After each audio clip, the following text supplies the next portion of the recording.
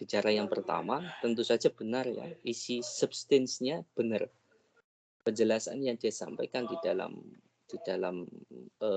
penjelasan paradigma konstruktivis itu betul ya. Tapi tidak dikemas dengan cara yang baik. Kenapa? Ya karena bingung ngerangkainya. Pokoknya yang ada di catatan kayak gitu, yang itu aja yang sudah saya sampaikan. Bodoh amat audiens saya paham atau tidak. Itu yang pembicara pertama. Tapi itu betul, secara substansi betul. Tapi kemudian tidak dirangkai dalam sebuah logika, ini bisa dipahami apa enggak. Sebaliknya, Kumas itu memberikan penjelasan yang dia ingin gampang dipahami, tapi malah tidak menyangkut pautkan dengan apa yang dipelajari di kelas. Dia ingin mengambil abstraksi yang paling jauh dengan abstraksinya sendiri. Itu juga bagus juga, tapi dalam banyak hal malah melupakan detail. Nah, 3 dan 4, Dewi dan siapa yang terakhir ya? Yang ketiga siapa ya, saya lupa tadi. Itu agak ideal ya. Dia masih mau menautkan dengan apa yang kita diskusikan di dalam kelas, tapi tidak semua detail diceritakan, tapi dicoba untuk, nah ini jaringan saya masih jalan nggak? Halo, suara saya masih bisa didengar? Masih Mas Hendra. Mas. Apakah suara saya masih didengar? Masih. Masih Mas. Tadi ya? Enggak Mas. Terputus ya? Masuk. Oh enggak. Nah, jawaban yang ketiga dan keempat, mencoba merekonstruksi dengan caranya sendiri,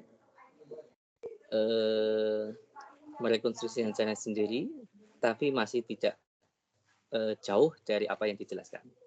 Nah, yang saya katakan, ternyata ya ada banyak cara untuk menyampaikan sesuatu di kelas. Dan kita nanti kalau makin sering bicara, itu akan kita tutup kelemahan-kelemahan semacam itu.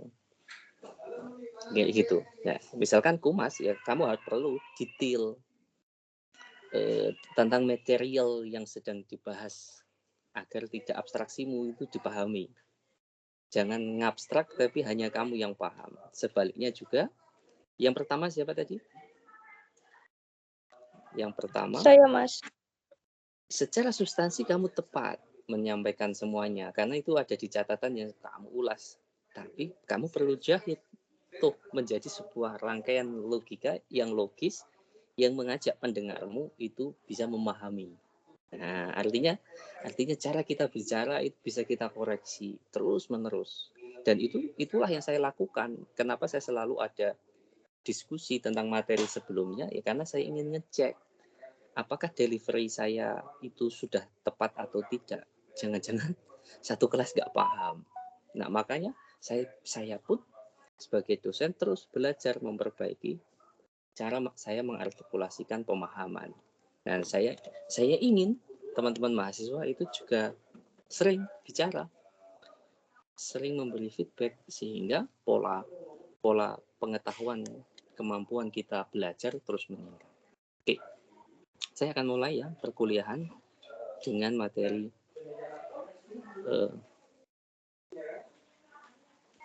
ini agak sedikit ramai ya, karena saya di kampus kebetulan. Jadi kebetulan di kampus dan ternyata di kampus lumayan ramai. Sebagian besar dosen-dosen pada masuk. Oke, nggak apa-apa ya. Nah, kita hari ini akan bicara tentang paradigma kritis. Ini paradigma yang paling terakhir ya munculnya, jarang yang pakai. Bahkan yang mengakui ini sebagai paradigma aja masih ada. Maksudnya ini bukan paradigma, kira-kira gitu. Tapi paradigma terakhir inilah yang membuat saya akhirnya dinyatakan lulus di S2 karena saya pakai paradigma ini. Oke, saya mulai dengan sebuah diskusi.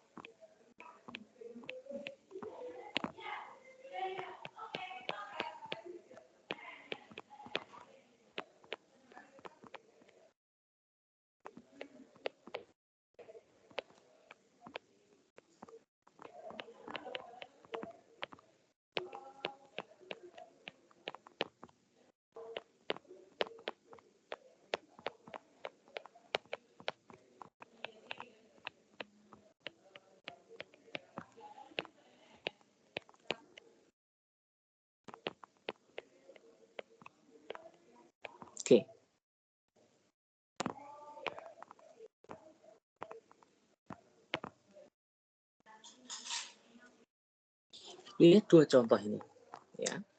Perempuan harus melayani laki-laki dengan mengerjakan semua urusan rumah. Ini contoh satu. Yang ini adalah dua. Perempuan harus equal, setara dengan laki-laki dengan semua persoalan.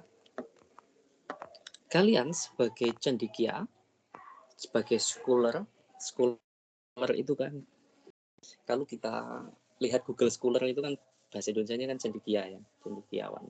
Berarti kaum memang secara filosofis historicalnya itu kan memang orang yang mencintai ilmu, mencintai pengejaran pengetahuan itu disebut dengan sarjana, orang yang terdidik. Nah, sekarang saya tanya kepada teman-teman, dari dua contoh ini menurut teman-teman mana yang benar? Contoh satu apa dua? Kalau menurut teman-teman? Nomor 2, Mas. Dua. Yang benar yang mana? Halo? Nomor 2, Mas. Oke, yang lain. Kamu doang ini satu kelas. Adakah yang berpendapat nomor satu? Nomor 2, Mas. Nah, ini Nomor siapa 2, yang satu? Mas. Coba. Yang memilih satu tadi siapa tadi?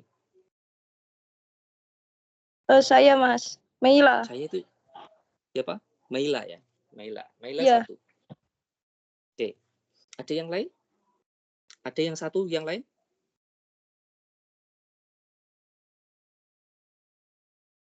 Ada satu yang lain? Atau ada yang dua yang lain? Ada yang kuliah ini? Ini terjasa sama nyawa doang. Oke ya. Kita lihat sekarang ini. Pertanyaan saya ganti. Bukan lagi pendapat kalian ya, apakah satu atau dua. Tapi pertanyaannya, apakah ini eksis? Contoh satu ini apakah eksis? Ada, Pak. Ada, Eksis Mas. ya? Ada, Mas. Ada ya? Eksis, Contoh Mas. dua ini apakah eksis? Iya, Mas. Ada juga, Mas. Eksis juga, Mas. Oke. Artinya, kalau kita pakai konstruktivis, paradigma yang kedua kemarin, nah ini masuk akal. Ya, memang begitulah. Gitu kira-kira kan begitu. Konstruktivis itu kan, kita kembali sedikit ya, konstruktivis.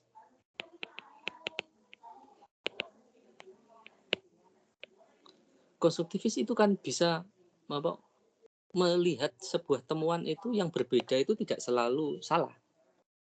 Berbeda, objektivitas, sesuatu realitas yang berbeda itu bukan mesti salah. Walaupun dia percaya objektivitas. Ada yang benar. Ada yang benar. Contoh ya, cantik ya. Ada Prancis, ada Brazil, ada Nigeria, ada Indonesia. Di sini cantik itu secara berbeda. Maka kira-kira orang Indonesia akan mengatakan, oh ya sudahlah, cantiknya Brazil itu oke ya, sudah biarin kayak gitu. Cantiknya Brazil ya sudah kayak gitu. Nigeria ya sudah kayak gitu, nggak apa-apa, itu benar menurut mereka. Tetapi ketika kita dihadapkan di dalam sebuah realitas yang kayak gini, yang istilahnya binarian, kita sulit memposisikan, oh ya sudah, yang kayak gini itu ya benar kok. Yang kayak gini itu ya benar kok. Sulit memposisikan kayak gitu. Ketika kita memilih yang A, yang A ini yang benar yang A, maka kita punya kecenderungan untuk mengatakan yang kedua ini salah. Sebaliknya, ketika kita mengatakan yang benar ini yang dua, maka kita punya kecenderungan mengatakan yang A ini, yang satu ini salah. Karena sifat realitas di sini itu tidak lagi variatif, tapi binarian.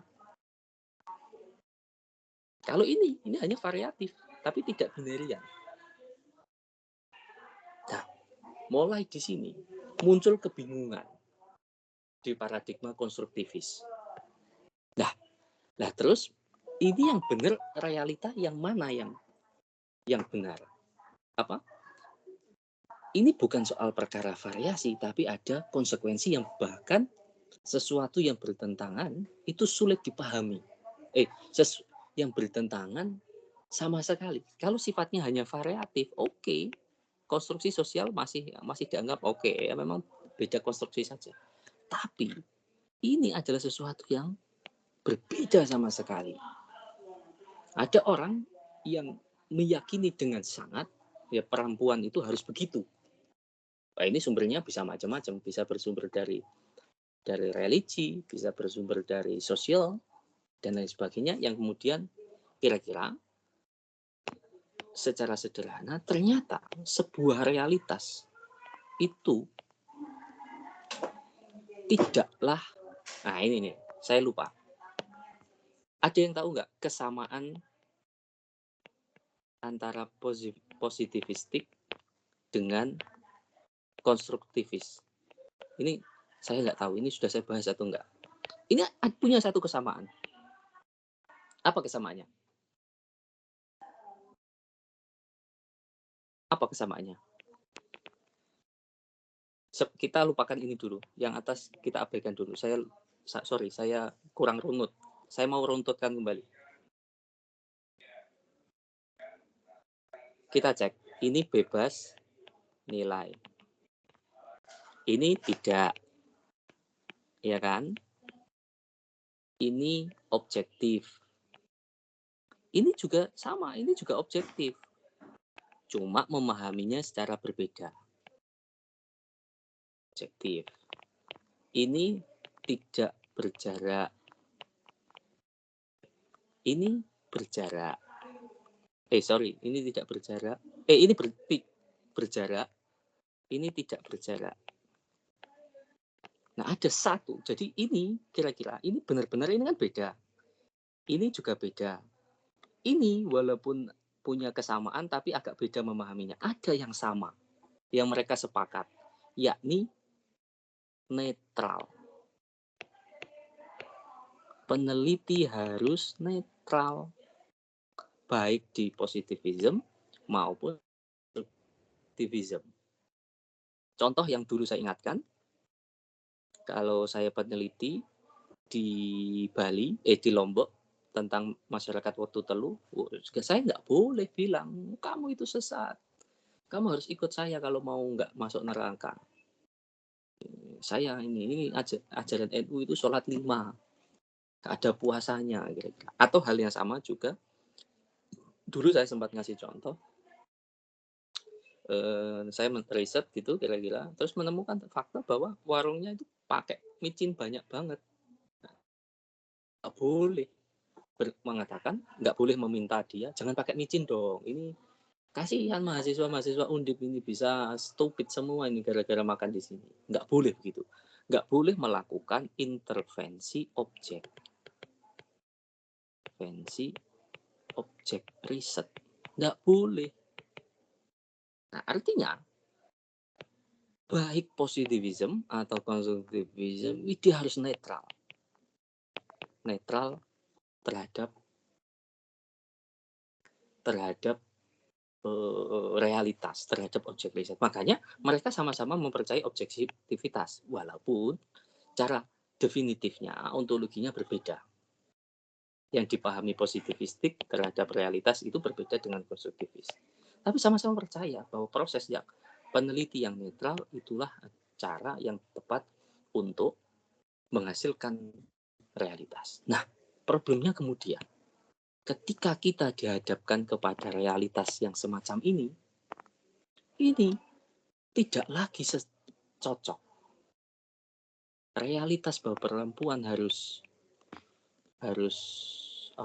mengurusi urusan rumah, ini kan banyak ya. Teori-teori seperti ini kan banyak.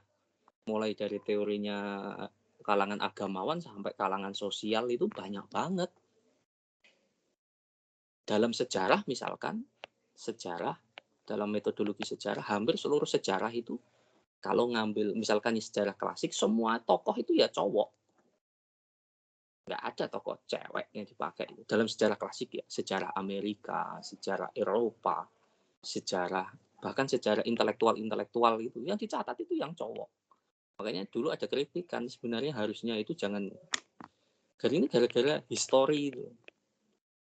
Ini kan his dan story. His itu ya cowok. Makanya ada beberapa penulis yang feminis itu nulisnya tidak lagi history tapi her story. Ya, tapi ini bukan sesuatu yang ini. Dan semua banyak ya. Di ilmu-ilmu banyak yang sepakat tentang realitas itu harus begini. Di sejarah demokrasi di era Yunani itu nggak mengakui perempuan. Sejarah perempuan itu equal itu kan baru-baru ini aja. Baru puluhan tahun ini ya. Nah, ada realitas semacam ini, ada realitas semacam ini. Nah, ini sulit rasanya kita mengatakan realitas ini tuh dihasilkan dari proses riset yang netral. Ini juga dari netral. Wah, nah kalau begitu bagaimana ini? Nah, disinilah letak poin besarnya. Bahwa ternyata proses berpengetahuan yang netral ini agak membingungkan. Apakah memang benar-benar ada praktik berilmu yang netral? Inilah yang memicu sebuah perdebatan besar bahwa nggak mungkin kita itu bisa sepenuhnya netral. Tidak mungkin. Gimana caranya? Karena kita pasti sebagai seseorang punya preferensi-preferensi yang dipengaruhi oleh semua atau yang disebut dengan nature dan nurture, lingkungan, dan ya memang alam kita memang kayak gitu. Sehingga inilah yang membentuk tidak mungkin seseorang bisa menghasilkan pengetahuan yang netral. Pasti ada preferensi nilai yang masuk di dalam pengetahuan itu. Nah, dari sini maka muncul pemahaman yang benar-benar berbeda. Nah, terutama pemahaman ini, misalkan saya akan perkenalkan satu teori. Sampai sebelum saya menjelaskan soal apa itu paradigma kritis. What is politics? Kalian sudah semester 3, itu sudah bahas lah ini. Apa sih politik itu? Apa? Silakan. Apa politik itu?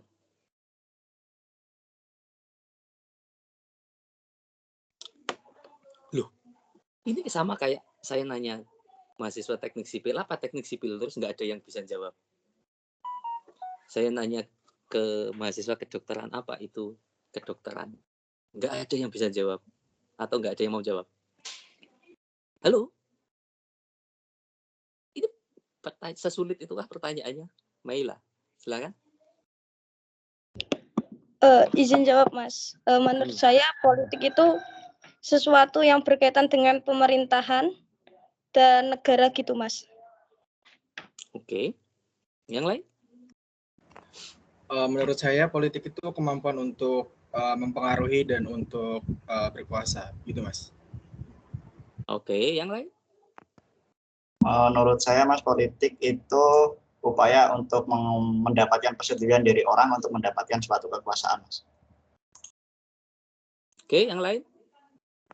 Menurut saya politik itu suatu ilmu atau pengetahuan yang bisa untuk mendapatkan suatu kekuasaan ataupun untuk bernegosiasi dengan seseorang. Oke.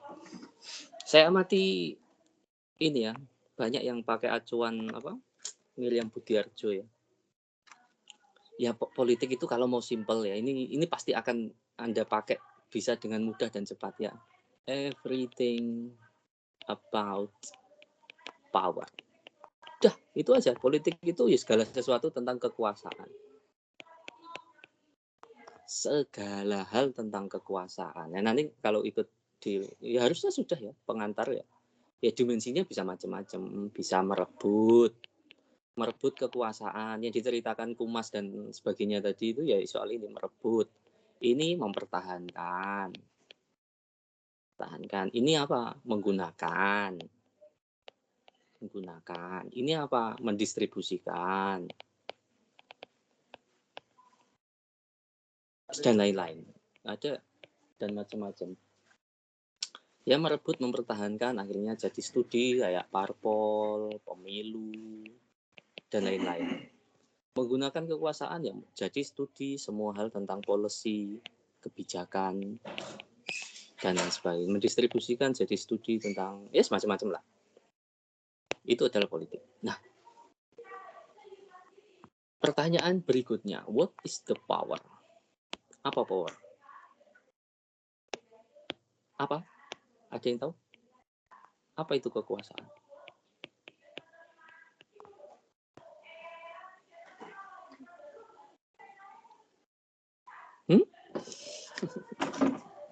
Saya izin jawab, Mas. Yuk. Menurut saya itu ya seperti sebuah seni untuk mengontrol seseorang dengan tentang mengontrol seseorang. Terus itu politik ya, seni mengontrol kekuasaan itu kan politik. Sekarang kekuasaan sendiri ini apa?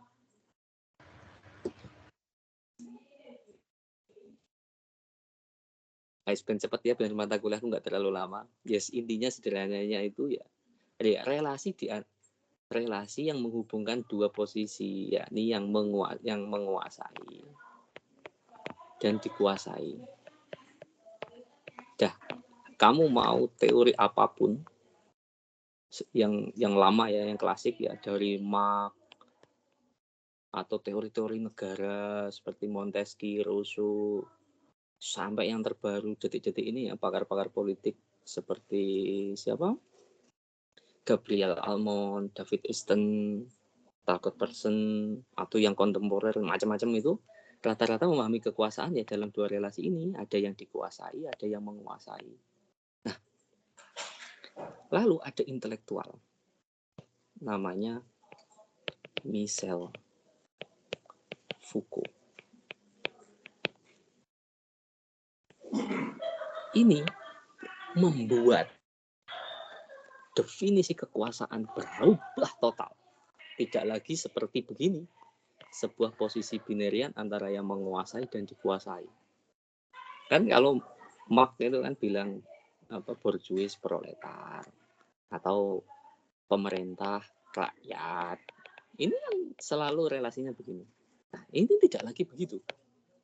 Memahami power tidak lagi dengan cara itu. Nah, saya ambilkan diktumnya dulu. The will to know is the will to truth. The will to truth is the will to power. Nah, ini diktum terkenalnya dia. Jadi hasrat atau keinginan untuk mengetahui itu sebenarnya adalah keinginan untuk mendapatkan kebenaran, ya kan gitu kan. Science, metodologi itu kan bergerak dalam rangka itu. But the problem is, menurut Foucault, keinginan untuk benar ini juga adalah bagian dari hasrat atau keinginan untuk berkuasa. Nah, maka dari itu gagasannya Foucault membuat cara memahami kekuasaan secara berbeda, yakni pengetahuan adalah kekuasaan. Jadi pengetahuan itu selalu menyimpan kekuasaan. Ya, Foucault ini nulis banyak banget. The History of the Sexuality, The History of the Madness and Civilization. Dia nulis melacak semua praktik berpengetahuan tentang penjara, rumah sakit, tubuh perempuan, Wah, banyak lah intinya. Dan ternyata semua pengetahuan itu yang dikembangkan itu dalam rangka menundukkan. Sejarah munculnya penjara, sejarah munculnya RS Jiwa, sejarah macam-macam itu adalah sejarah untuk menundukkan sesuatu yang dianggap tidak mayoritas. Nah, dan semua orang akhirnya menerima. Jadi pengetahuan itu tidak benar-benar ada yang take for granted. Tidak ada satupun pengetahuan menurut Foucault yang take for granted. Ya ada begitu saja. Tapi dia adalah hasil dari operasi kekuasaan. Nah, ini memang agak jelimet ya. Ini sebenarnya harus butuh banyak waktu ini untuk menjelaskan paradigma yang paling aneh ini. Ini paradigma yang paling tidak wajar. Nah, karena pengetahuan itu adalah hasil operasi kekuasaan, maka sesungguhnya apapun realita yang dihasilkan oleh pengetahuan itu tidak akan benar-benar bisa netral. Tidak akan benar-benar bisa netral. Dia pasti menyimpan kepentingan, menyimpan kuasa. Contoh. Nah, gara-gara pemahamannya semacam ini, maka misalkan kenapa cantik itu putih, bersih, berambut lurus. Ini bukan karena memang selera orang tentang cantik seperti itu. Bukan. Tapi karena ada bisnis yang memiliki produk-produk yang membuat orang semacam ini, maka mereka merekonstruksi semua kebutuhannya, semua kepentingannya dengan jalinan iklan dan lain sebagainya. Artinya, Nigeria, Indonesia, Prancis, Brazil itu punya konsep yang berbeda-beda ini. Ini bukan sekedar karena ada konstruksi yang berbeda di sini, tapi karena ada operasi kuasa yang beda. Sehingga realitas ini itu bisa hadir semacam ini, di sini semacam ini, di semacam ini. Macam ini. Karena apa? Misalkan kita lihat konteks Indonesia. Dulu itu banyak perempuan itu ya dianggap cantik ya karena dia pakai kebaya, pakai sanggul, pakai macam-macam lah. Nah, sekarang berubah misalkan menjadi yang lain, atau ada variasi cantik yang berbeda lagi dari sisi lain. Misalkan cantik itu ya yang bercadar, menutup ini dari ketika di tempat umum, macam-macam lah. Ini juga mulai menginsertkan. Artinya sebuah pengetahuan itu mencoba merekonstruksi karena ada kepentingan di baliknya. Nah, maka dari itu kira-kira kelompok paradigma ini mengatakan konstruksi sosial itu menyimpan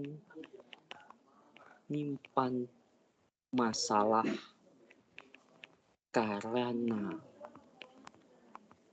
apolitis terhadap realitas.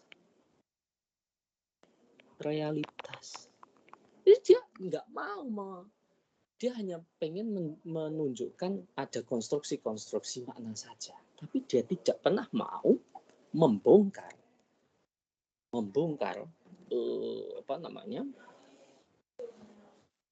relasi-relasi kepentingan politik di balik sebuah pengetahuan. Nah, maka kemudian lahirlah sekelompok orang, terutama yang berkembang di Perancis, Inggris, dan Jerman. Ini yang paling banyak ya. Pencetus dalam ini intelektual Perancis masa Michel Foucault, Derrida, Pierre Bourdieu, Louis Althusser, dan sebagainya. Di Inggris ada Laclau, Negri, dan sebagainya. Di Jerman, Max Frankfurt, dari Horkheimer, Heidegger, Adorno, yang terbaru Jürgen Habermas, dan lain sebagainya. Mereka mengembangkan cara yang berbeda untuk mengungkap realitas, yakni dengan cara, nah inilah ini ciri khas paradigma kritis. Paradigma kritis tidak lagi terobsesi untuk mengetahui realitas yang ada, tapi dia secara ontologis malah sebaliknya. Dia ingin membongkar operasi kuasa yang bergerak dalam realitas. Atau dalam bahasa ada yang namanya Laclau dan Chantal Mouffe itu menyebutnya dia berusaha membongkar yang disebut dengan social myth.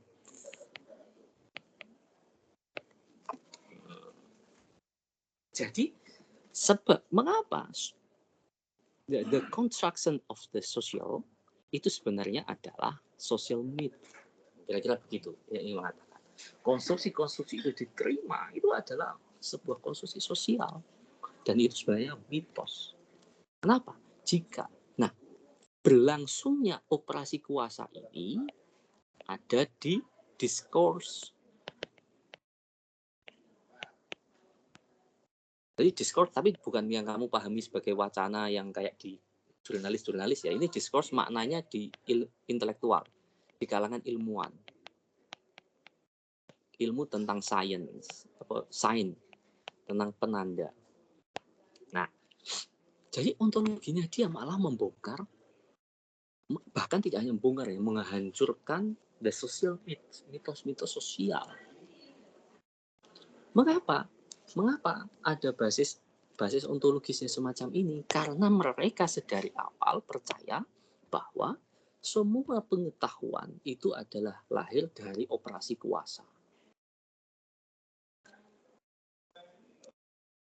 Ada dimensi operasi kuasa yang bergerak di sana. Nah, saya ingin contoh yang clear. Hari ini, misalkan, kita punya perdebatan yang panjang soal 3 periode. Wah, ada yang pro, ada yang kontra. Ini hari ini ya. Tahun 1986 ini Soeharto itu maju untuk kelima kalinya, kelima apa 6 kali ya dalam pemilu. Tapi tidak ada pro dan kontra. 5 kali. Ini bukan sekadar karena konstitusi. Bukan. Kalau konstitusinya memang di waktu itu belum ada. Oh, enggak gitu. Kalau kamu jam bacanya lebih panjang, kenapa 3 periode itu tidak boleh? Ya karena logika agar tidak terjadi abuse of power. Karena presiden itu kan cuma 5 tahun 2 periode. Kalau kades itu berapa tahun? Kepala desa. Tahu enggak? 5 tahun. 5 tahun, Mas. Berapa periode? 2 periode. 2 periode. Enggak. 6 tahun bebas Mas periodenya, atau kalau nggak salah 3 periode Mas. Nah, yang benar begini, 6 tahun 3 periode. Nah, kenapa kok bisa beda? Ya iya, ini presiden, otoritasnya negara. Ini kayak gini, otoritasnya desa. Mengapa dia bisa lebih panjang? Ya karena otoritasnya lebih kecil. Tapi kalau otoritasnya gede, besar, selevel negara, teori demokrasi mengatakan, ya jangan lama-lama. Jangan lama-lama. Kalau kelamaan udah pasti abuse of power kayak Soeharto. Nah, kira-kira kan gitu. Nah, makanya kemudian ketika ada 3 periode, ini udah pro dan kontra. Elit-elit politik pengennya 3 periode, yang aktivis-aktivis reformasi dulu pengennya 2 periode karena nilai demokrasi begini. Nah, padahal di tahun 1986 itu Soeharto maju 5 kali, nggak ada tuh diskusi perdebatan kayak gini. Mengapa? Ya karena jadi ini bukan sekedar soal konstruksi, tapi karena ada operasi kuasa yang membuat. Karena gini, logikanya harusnya di sini juga ada pro dan kontra. Pasti dong, wong ini juga bertentangan dengan logika demokrasi kok. Ini pasti ada, tapi masalahnya kenapa tidak mencuat menjadi diskurs yang dibicarakan banyak orang? Karena ada operasi kuasa yang menghalangi munculnya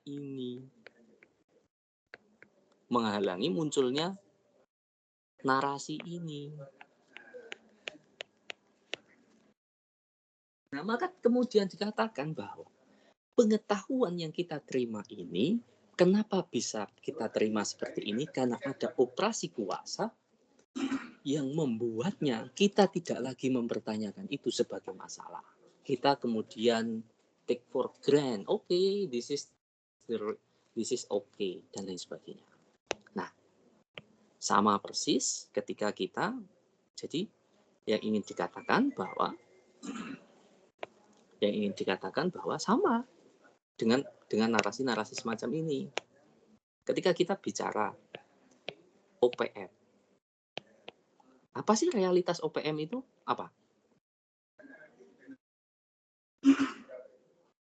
Ada yang tahu OPM kepanjangannya apa? Operasi Papua Militer, Papua Merdeka, Mas. Papua Merdeka. Operasi Papua Merdeka. Oke, berarti apa yang Anda pahami soal ini? Ingin memerdekakan diri atau ingin keluar dari NKRI, Mas. Kelompok? Semacam kelompok separatis. Yang terbaru ini kelompok apa? Kelompok Teroris Mas. KKB Mas. Atau yang sebelum KKB, ini KKB dulu, Din. Nah, sekarang sudah masuk ke sini juga. Nah, bahwa ini kelompok separatis, itu hal yang sama terjadi dengan Soekarno, Hatta, Tan Malaka, Syahrir, dan lain-lain di mata kolonial Belanda saat itu. Ini bukan sekedar ada variasi konstruksi sosial, bukan. Karena ada operasi kuasa yang ingin menyebutkan OPM itu ya separatis. Soekarno-Hatta ya kelompok kriminal, kelompok teroris. Kira-kira gitu. Jadi dia menjadi begitu itu karena ada operasi. Karena misalkan bagi orang OPM, mereka ini pejuang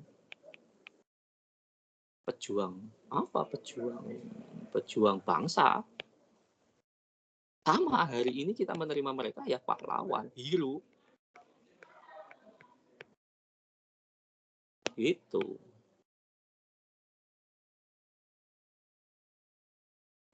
Nah, samalah yang paling sederhana ya.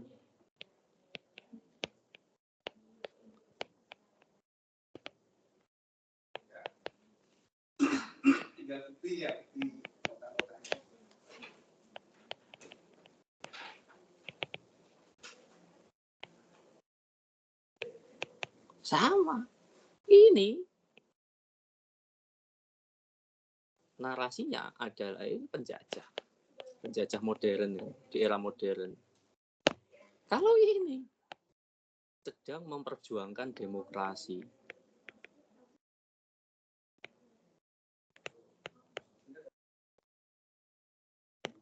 nah, ini sebagai realitas banyak dipahami orang.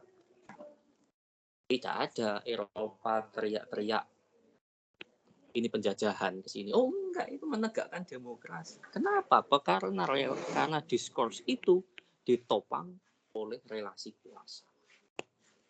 Ya. Nah, makanya kemudian saya saat S2 dulu mengambil tesis, saya penelitian tentang pertambangan untuk kesejahteraan. Nah, saya jadikan ini sebagai topik riset. Saya melacak bagaimana narasi pertambangan itu dijadikan sebagai diskurs untuk membuat kesejahteraan rakyat.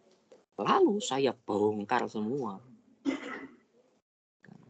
Siapa aja pejabat yang mengatakan itu, saya catat, saya tampilkan, saya analisis. Lalu bagaimana perspektifnya petani. Nah, saya mengungkap perspektifnya petani ke permukaan. Nah, makanya saat itu saya tesis malah kemudian hampir saja tidak lulus gara-gara saya menggunakan paradigma ini. Nah, saya lanjutkan ke sini dulu. Nanti saya akan kembali cerita soal tesis saya.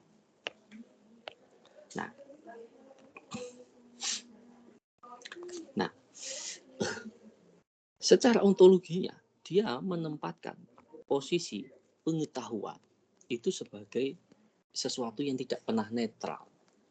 Makanya dia secara ontologi berusaha membongkar operasi kuasa yang bergerak di dalam social needs. Nah, makanya juga secara epistemologi dia tidak lagi peduli dengan hal-hal yang ada di positivism atau di konstruktivism, yakni mereka tidak lagi percaya objektivitas. Kenapa? Bagi paradigma ini, objectivity is the subjectivity that generalize. Objektivitas yang tergeneralisasikan dan diterima oleh sebagian besar orang sebagai granted, ya itulah objektivitas. Tapi sebenarnya ada subjectivity lain yang sebenarnya tidak muncul karena dia ditundukkan oleh subjektivitas yang menjadi objektif. Nah, kira-kira begitu. Jadi dia tidak percaya adanya ini. Dan yang kedua, mereka tidak lagi peduli dengan netralitas. Ketidakpedulian dengan netralitas itu bukan karena mereka tidak mau ini, tetapi bukan berarti mereka tidak lagi, ketika mereka menolak netralitas, bukan lagi mereka asal berpihak, tidak. Dia mengambil langkah yang lebih jauh, yakni dia berpihak. Tapi bukan berarti langsung berpihak secara membabi buta gitu ya. Membabi buta, enggak, ada konsekuensi nanti, di aksiologisnya nanti. Saya jelaskan. Mereka tidak lagi mendeklar netral. Makanya, dan inilah yang membuat saya hampir tidak lulus S2. Karena saat itu, saya deklarasi di dalam tesis bahwa posisi saya itu ada di petani yang menolak. Nah, ini posisi ini terlihat jelas ketika membaca naskah saya. Nah, saat itu saya diserang oleh penguji, kamu itu ilmuwan apa aktivis? Kalau kamu mau lulus, ya harus menempatkan dirimu sebagai ilmuwan. Jangan menempatkan sebagai ini. Nyaris saja ini saya nggak lulus. Karena namanya tesis kan diuji di sidang tesis. Dan sidang tesis itu ya sidang untuk mengukuhkan kamu sebagai master atau sebagai magister. Nah, di sini terjadi polemik. Ada satu penguji yang benar-benar tidak mau mengatakan ini karya ilmiah. Ini bukan karya ilmiah. Ini tuh ya agitasi. Nah, tetapi dilalahnya beruntungnya promotor saya atau profesor saya mengatakan, enggak, kamu ini yang kurang main, kurang gaul. Di dunia itu selain paradigma yang hanya ilmuwan harus netral, ada paradigma lain di mana ilmuwan tidak harus netral. Dan paradigma itulah yang disebut dengan paradigma anti-positivis. Anti-positivis.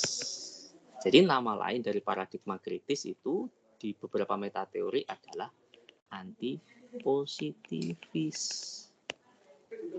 Karena dia langsung berpihak kepada kelompok yang lain. Nah, inilah yang membuat ciri khas aksiologisnya agak berbeda. Apa yang membuatnya berbeda? Dia tidak lagi memandang hanya sekedar mendeskripsikan, memprediksi, mengungkapkan realitas. Enggak, tapi dia berhasrat untuk mengubah keadaan. Mengubah keadaan. Loh, mengubah keadaan dari apa? Ya, agar praktik kuasa itu lebih ramah atau yang dikenal dengan advocating atau emansipasi terhadap kelompok yang lemah. Jadi mereka tidak lagi memandang dirinya netral, tapi harus berpihak gitu. Nah, keberpihakan itu harus dimasukkan dengan sebuah logos mengubah keadaan, terutama praktik kuasa yang melekat kepada kelompok yang lemah. Nah, makanya dari itu rata-rata orang-orang yang menggunakan paradigma kritis ini kemudian melakukan pembelaan terhadap narasi-narasi pengetahuan yang mendolimi kelompok yang lemah. Nah, jadi paradigma ini kira-kira ingin dianggap, yang kritik banyak banget ya paradigma ini kan ini. Ya kalau nggak gitu, saya itu nyaris nggak lulus. Bahkan ketika tesis saya itu diterbitkan menjadi buku, nih,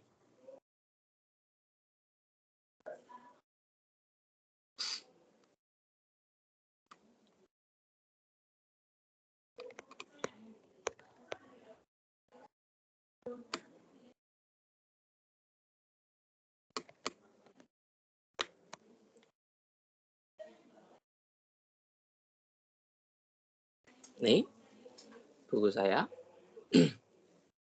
ketika ini diterbitkan, itu ada 2 jurnal. Jadi dia direview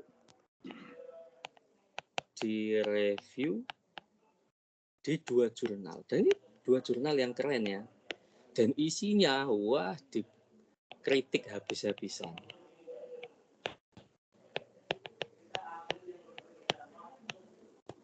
Nah, ya dikritik itu bukan soal isinya ya. Isinya bukan. Maksudnya isinya apa namanya? Soal anti negara gitu bukan. Itu kalau yang kayak gitu yang kritik itu buzzer bukan peneliti. Tapi rata-rata yang dikritik ini adalah praktik berilmunya. Karena dianggap lain, dianggap nggak pakemnya menyalahi pakem. Nah, itulah paradigma ketiga atau paradigma kritis atau juga kadang dikenal dengan paradigma anti-positivistik. Makanya kemudian kalau kita lihat tool-tool teori-teori di dalam teorinya misalkan Derrida atau Bourdieu, itu mereka tidak lagi mencari konstruksi sosial, bahkan dia mengatakan tujuan saya itu melakukan dekonstruksi. Kenapa? Karena di dalam realitas sebenarnya, misalkan realitasnya itu A, sebenarnya di sini ada C, ada B, ada D. Tetapi yang lain itu A. Nah, ini itu tidak bisa mencuat, ini tidak bisa mencuat.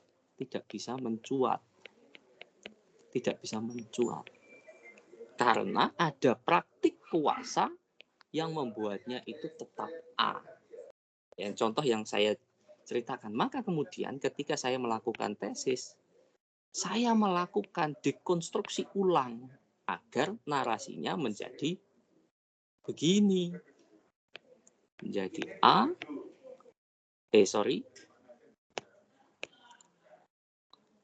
menjadi B, C, D, A. Nah, saya membuat analisa yang kemudian gara-gara seluruh konstruksi yang membuat A ini menjadi dominan, maka ketika diceritakan A itu benar-benar sesuatu yang dihabisi, dikuliti. Dalam bahasa yang agak ini ditelanjangi. Kenapa dia bisa sedominan itu? Kenapa tambang bisa diterima sebagai sebuah cara menyejahterakan warga? Itu ditelanjangi habis-habisan. Sehingga komposisi realitas kemudian setelah disuguhkan peneliti menjadi semacam ini. Kira-kira gitu. Jadi paradigma kritis itu sejak awal punya semangat untuk membongkar praktik kuasa.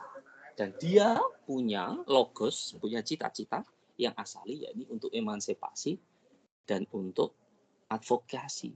Makanya kalau positivistik itu ada metode yang pasti khas sangat positivistik, yakni metode kuantitatif.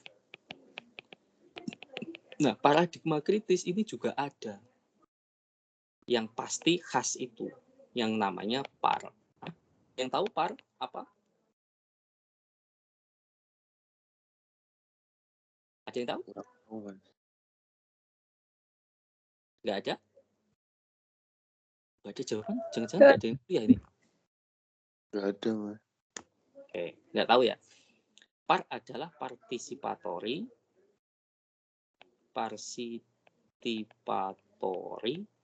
action research.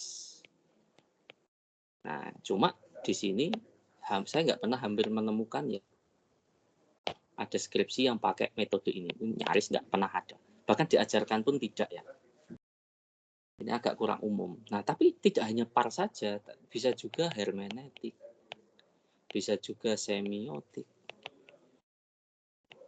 dan lain-lain. Kualitatif yang lain itu bisa dibawa dalam konteks paradigma kritis.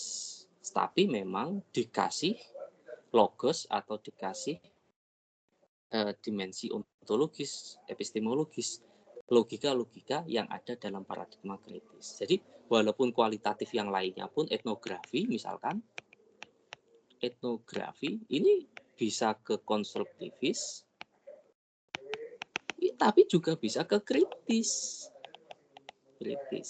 Nah, kalian misalkan coba baca buku saya yang tadi, Mitos Tambang, itu sangat etnografis. Cara nulisnya itu sangat etnografis. Tapi paradigmanya paradigma kritis. Itu tidak konstruktivis ala Clifford Geertz,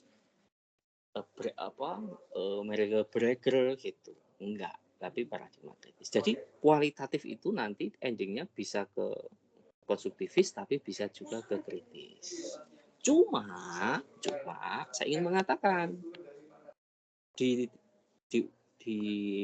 UGM itu tempat saya kuliah dulu, paradigma ini saja jarang yang pakai.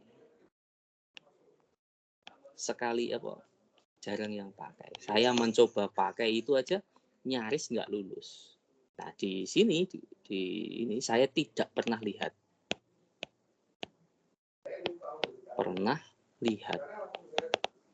Bahkan saya juga tidak pernah ngecek apakah paradigma kayak gini mereka mau. Maksudnya intelektualitas di sini apakah menerima cara berpikir seperti ini. Tapi yang ingin saya katakan, walaupun ini jarang diterima oleh sebagian besar intelektual, ada paradigma ini, paradigma kritis ini. Karena itu sudah di teori-teorinya sudah tersedia semua. Michel Foucault, Derrida, Pierre Bourdieu, itu yang Prancis, yang Jerman ada Jürgen Habermas, sebelum-sebelumnya ada Adorno, macam-macam sekali.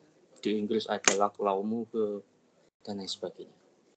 Mereka semua yang menginspirasi kemudian lahirnya sebuah gerakan intelektual yang kemudian harus punya sikap. Dan itulah yang melahirkan sebuah gerakan besar intelektual yang disebut post-marxis, feminisme, dan lain sebagainya. Yang sejak awal hasratnya adalah ingin mengubah keadaan menjadi lebih baik menurut pandangan mereka.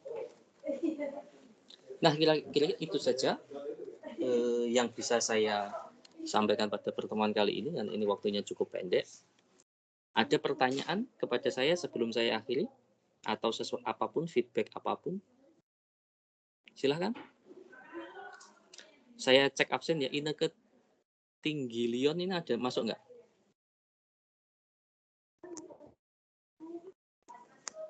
Halo? Nggak ada ya? Mikael Salomo Wibisono hadir nggak? Hadir Mas.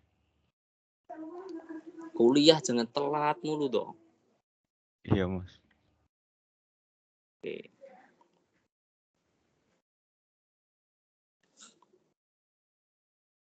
Lukman Arya hadir nggak? Lo hadir Mas. Ngapunten Mas. Besok-besok lagi yang telat lebih lama gitu loh. Ngapunten ya Mas. Ya ini soalnya memang saya sengaja ya. Jadi kadang-kadang saya taruh di depan, kadang-kadang taruh di belakangnya biar tahu ini bahwa ada Lukman dan lain sebagainya. Valda hadir? Hadir Mas, tadi kelupaan absen yang ada di grup. Oke. Ahmad Nuryana? Hadir Mas. Hadir Mas.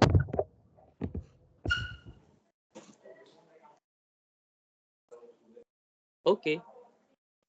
Jadi betul ya. Jadi saya itu sejak awal sudah curiga. Kalau absen saya taruh di belakang, ini mesti ada ini mahasiswa-mahasiswa yang kuliahnya di akhir-akhir aja. Nah sekarang saya coba iseng ya, mau iseng sekali-kali tak taruh di depan. Ada yang coba, ada yang enggak, oh betulan ternyata ada. Memang ini ya, mau dosen itu mau pakai cara apapun, mahasiswa lebih pintar lah, lebih pintar mensiasati. Oke, silakan. Ada pertanyaan? Nggak ada? Mau bertanya, Mas? Yuk, silakan. Dari yang tadi dijelaskan, kalau menurut saya sendiri, kan dari paradigma kritis itu sama dengan kita itu mau membongkar tentang kekuasaan atau power yang dibuat oleh suatu kelompok. Nah, yang saya tanyakan itu, apakah kita kalau menggunakan paradigma kritis itu dapat dicap atau dilabeli sebagai orang atau sekelompok yang bisa dikatakan memberontak dari kekuasaan itu sendiri, Mas? Terima kasih, gitu, Mas.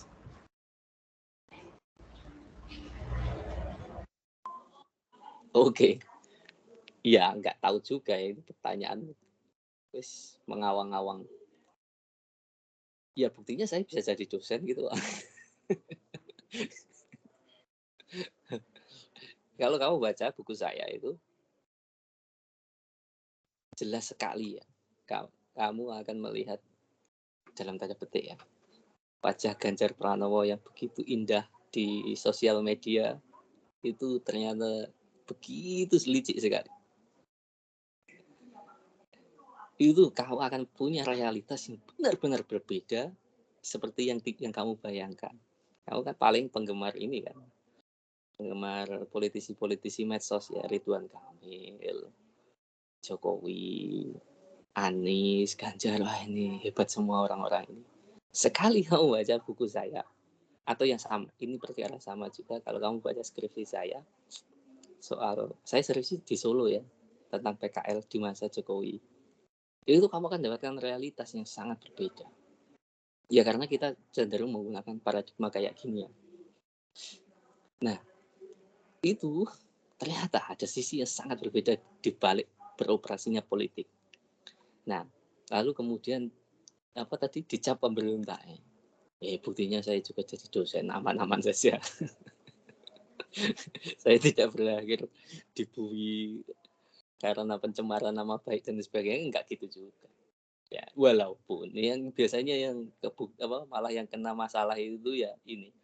Dia enggak riset tapi keluar-keluar di sosmed, mencaci maki politisi A, politisi B, enggak punya basis data, argumentasinya dicemoohkan secara mentah tanpa ada basis fakta.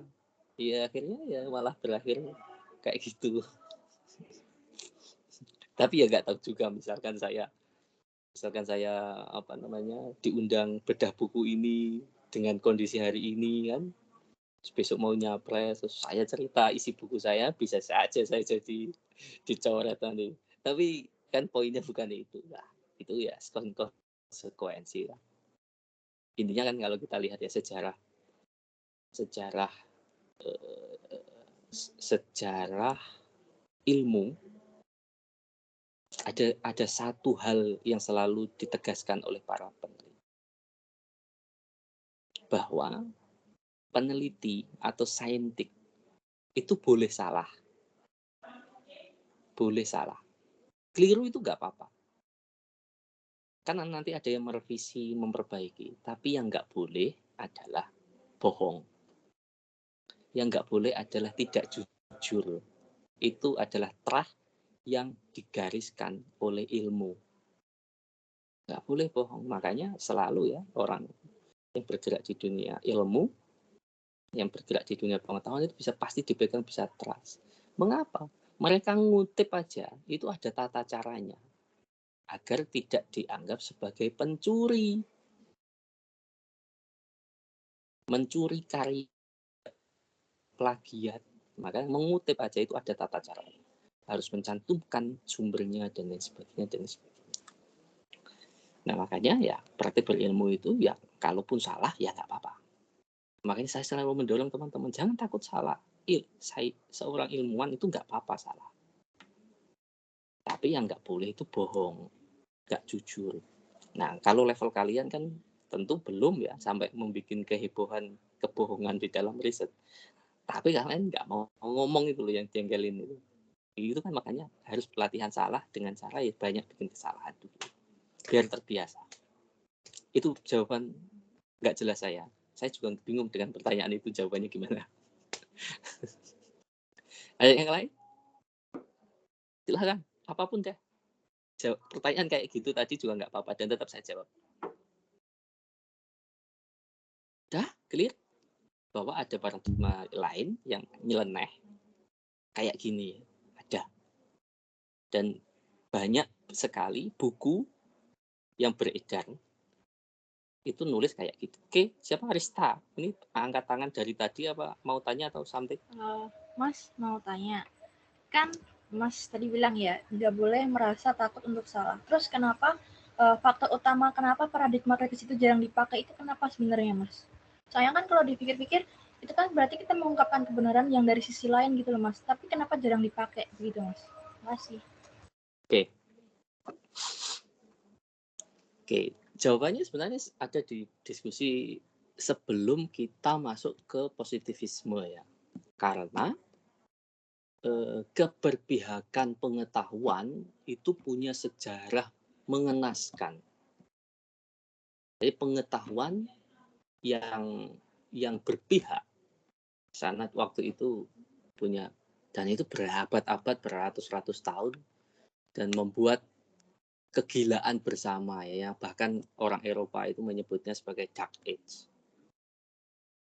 Artinya ada problem serius ketika sains itu berpihak dan bermasalah secara metodologi. Makanya sampai detik ini bahkan tetap nggak ada paradigma ini, tetap ada yang menganggapnya no, this is not paradigm.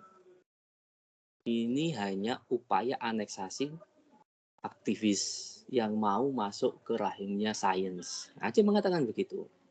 Ya, karena kekhawatiran tetap panjang. Lalu kalau nanti kalau berpihak harus ke masyarakat kecil, apa bedanya? Misalkan ke kelompok yang lemah. Kenapa ke kelompok yang lemah itu boleh, tapi ke kelompok yang misalnya berkuasa atau kaya nggak boleh? Nah, itu jadi perdebatan yang luar biasa secara metodologis. Makanya banyak sekali premis-premisnya di paradigma kritis ini tidak diterima. Gitu. Jadi ada diskusi panjang. Kenapa tidak banyak dipakai atau kenapa university atau the scientific forum jarang mau menerima jenis paradigma ini. Karena ada persoalan-persoalan metodologis juga. Gitu. Soal fairness tadi loh misalkan. Secara ini kok boleh ke kelompok lemah, kenapa ke kelompok kuat nggak boleh? Apa penjelasannya? Nah, hal semacam itu banyak sekali. Itu hanya satu hal. Ada perdebatan metodologis yang itu sudah ditempatkan oleh ratusan tahun oleh ilmu pengetahuan, dan itu akhirnya gara-gara ada ini rusak tatanan. Nah, gitu loh kira-kira. Ya, sehingga membuat ini jarang diterima.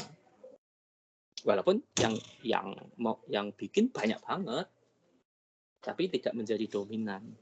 Apalagi jadi skripsi ya tambah jarang. Gitu kira-kira, Istia. Ada yang lain? Cukup? Cukup? Cukup, Mas. Cukup, Mas. Cukup, Mas. Soal absen juga. Kalau gitu saya akhiri pertemuan kita hari ini sampai di sini. Saya akhiri. Assalamualaikum warahmatullahi wabarakatuh. Sehat selalu. Selamat Jumatan bagi yang mengerjakan. Sehat untuk kita semua. Terima kasih. Terima kasih. Terima kasih. Terima kasih.